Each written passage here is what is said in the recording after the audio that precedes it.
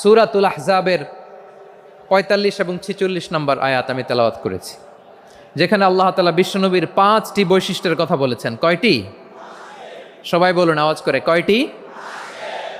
৫টি বৈশিষ্ট্যের কথা আল্লাহ তাআলা এই আয়াত দুটিতে উল্লেখ করেছেন। বিশ্বনবী সাল্লাল্লাহু আলাইহি ইসলামের জীবনী, ওনার বায়োগ্রাফি নিয়ে কথা বলাটা দুষ্কর, কারণ এটার কোনো শেষ নাই, কুল নাই, কিনারা নাই, বিয়ন্ডলেস, বাউন্ডলেস, বটমলেস। সুবহানাল্লাহ বলেন। কারণ তিনি তো এমন নবী যিনি হ্যাঁ বললে এটা শরীয়তে হালাল হয়ে যায়।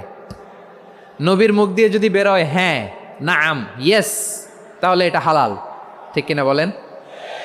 এ নবীর মুখ দিয়ে যদি না বের হয় যে না, নো, তাহলে এটা শরীয়তে হারাম হয়ে যায়।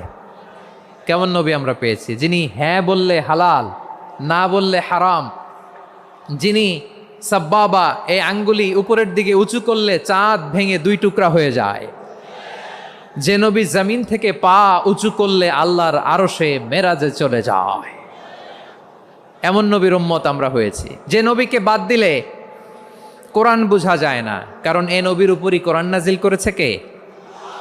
এ নবীকে বাদ দিলে হাদিস বোঝা যায় না, কারণ হাদিস তো এ নবীর মুখনিসৃত পবিত্র বাণী। সুবহানাল্লাহ পড়েন। এ নবীকে বাদ দিলে জান্নাত চিনা যায় না,